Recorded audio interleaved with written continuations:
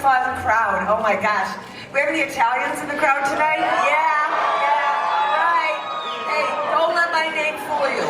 I'm a nice Italian girl as well. Yes, so we're bringing out the Italians tonight. We've got Eric, Alessandro, Vic, Dibitetto. It's going to be an amazing, amazing show. So get ready for some laughs. Before we bring the guys out, I'm going to talk about me for a little bit. Now, as I said, I'm born and raised here in Michigan.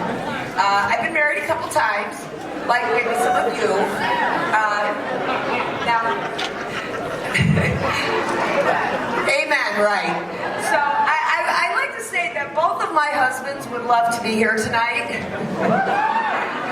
But sadly, they're both pushing up daisies. Yeah, I know. What are the chances of that? Double widow. I know, it's crazy. Yeah, exactly. Now, I know what you're thinking. 2 dead husbands? Really? I swear I had nothing to do with it. Or maybe I did. Just saying, you might want to laugh at my jokes. Yeah, 2 dead husbands, you can imagine how that goes over on a first date, right? Oh, Jesus. That is a mighty aphrodisiac. Sir, do you know what an aphrodisiac is? I'm sorry, of course you do. I didn't mean to be condescending. That means talking down to people. Yeah. So there I was back out in the dating scene, and let me tell you, it is brutal out there for women of a certain age, which sadly is my age. So like everybody, I decided to check out the online dating scene, right? Signed up for that stupid Match.com. Oh my God. You know, the one where everybody's profile picture is about 10 years old, right? And that other one for mature singles, Our Time. Oh my God, what a shit show. They really should call that Out of Time. I mean, honestly, I don't know, maybe I'm just not cut out to be part of a couple. I mean, have you noticed that if you stay in a relationship long enough, it really just becomes about who does what around the house. Right? Now, I know we gotta have a long-time married couple here. I'm looking at you two. Are you married for a long time? No? Oh, that's why you look happy. Okay. How about my friends over here? Almost 16 years. Okay, so what's your name, sir? Jerry. And your name, ma'am? Jerry and Julie. Thank you for giving me something easy to remember. So, I'm guessing, and you've been married 16 years? Good for you. That's a long time in this day and age. But I'm guessing maybe on a Saturday morning, you're sitting around, you're having your coffee, you're planning your day, you're making your to-do list, what Julie's going to do, what Jerry's going to do, right? And at some point, Jerry might say something like, what are you keeping score? Right? Anybody ever heard that? And of course, Julie's response is, no. But Jerry, I want to let you in on a little secret. We are absolutely fucking keeping score. Aren't we, ladies? Yeah. And here's a little newsflash for you, Jerry. You're losing. Yeah. I mean, listen, if this were the NFL, we'd be the Kansas City Chiefs and you'd be the Detroit Lions. Sorry.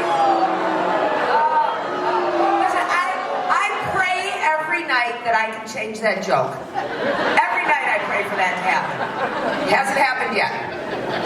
Now, I mean, let's face it, we're all keeping score, right? Men and women love to push each other's buttons. Now, my first husband, who I lovingly refer to as the old hippie, he would agree to do something around the house, but then he would proceed to do it all wrong, on purpose, over and over and over again, right? Until finally I would just be like, you know what, never mind. I will load the dishwasher myself. And then number 2, Mr. Passive Aggressive, he would agree to do something around the house, but then he'd have absolutely no sense of urgency about actually doing it, right? Which he knew drove me crazy. So every Tuesday night, there I'd be, dragging those trash cans out to the curb. Right, ladies? Anybody else on this routine? Yeah. Every Tuesday, like clockwork. And every Tuesday, like clockwork, I come back into the house, and you know what he said, of course. I was just going to do that. Now, girls, we like to talk about how stupid men are, right? But did you notice in both of those stories who ended up doing the chore? Yeah. assholes. God, I hate men. I mean, listen, if I'm being totally honest with you, I kind of hate people in general. I mean, you gotta admit, the world would be better if some of these assholes weren't here. Right? Amen. Now, of course, not anyone in this room, but, you know, out there. Yeah. You know, it's not just that I hate people. There are people I don't trust. I don't trust people. You know who I don't trust? I don't trust people that don't like television, right? You've all got that one friend. Hey, Barb, what's your favorite show? Oh, I don't watch TV. Or worse, oh, we don't have a TV.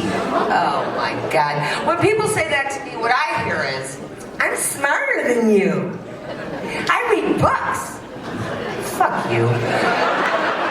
Listen, I am not ashamed to tell you that I love television. I love everything about it. I grew up in a house with a TV in every room. Right? Now, people like to think we had big families in the 70s because we had no birth control. That's bullshit. We had big families in the 70s because we had no remote control. Right? My mother would call me from 3 rooms away to come and change that channel. And just about the time one of us would get old enough to say no, she'd just pop out another one. Right? I mean, you look at your classic picture of an Italian Catholic, Irish Catholic family from the 70s, right? All little stair steps, 2 years apart, all those little channel changers. Yep. I look at those pictures and I think, half of you little fuckers wouldn't be here if the remote control had been invented 10 years earlier. Am I right? Am I right? I mean, I don't really think our parents liked us very much in the 70s. I mean, do you remember the way they used to load us into a car? Remember that? I mean, back in the day before SUVs, right? We used to have these station wagons. Many of them with that fake wood paneling on the side, right? And so your typical station wagon from the 70s, you've got that bench seat in the front, so dad's driving, of course, and then they put the toddler in the middle, no seatbelt. Who wore a seatbelt in 1974? Nobody. And then mom would just hold the baby on her lap, right? That was the way we did it. I mean, listen, if mom was going to go through the windshield, she needed something to soften that blow. Yeah, and that's a little dark. Yeah, and in the car my parents had, we had what I called the suicide seat in the way back. Remember that? That one that faced out? Yeah. Yeah. That's usually where you put the kids you didn't like so much. And let's face it, it was typically the middle boys. Right? I mean, it was bad enough you knew you were going to die. You were going to watch it happen. Oh my God. I mean, listen, in those days, if you had 7 or 8 kids, wouldn't it matter if maybe you lost one along the way? Right? It was easy. All right, before I bring Eric out, are you guys getting warmed up? You having a good time? Awesome, awesome. Before I leave, and I will be back throughout the show just to make sure we're having a good time and everybody's engaged. I want to share with you the hardest thing about dating at my age. And you might be able to guess. It is having to get naked in front of somebody new for the first time. Holy shit. You just wait. Now, listen, if I had the boobs I had when I was 36, or the ass I had when I was 26, or the stomach I had when I was 16, that would be great, right? Oh no, that Mother Nature is one cruel bitch. I mean, literally, at this age, if my boobs are sticking out further than my belly, I feel like I'm winning the war. Honestly. And you know why this dress stops right there? Yeah, because the Spanx starts right there. Yeah. That's my strategy, where the clothes end, the Spanx begin. That makes sense, right? I mean, there are actually occasions that call for more than one spank. Now, when I start dating somebody, typically it's 3 spanks on the first date, 2 spanks on the second date, so on and so forth, right? So if a guy makes it to the 4th date, he actually gets to see what I look like. And if you think about the science behind spanks, the idea is that it's supposed to keep everything in, right? Let's face it, that fat's got to go somewhere, honestly. But I will tell you, my absolute favorite thing about spanks is at the end of the night, when I get to take those bad boys off. Oh my God, doesn't get any better than that. You know what? We got a lot of show left. Excuse me for a second.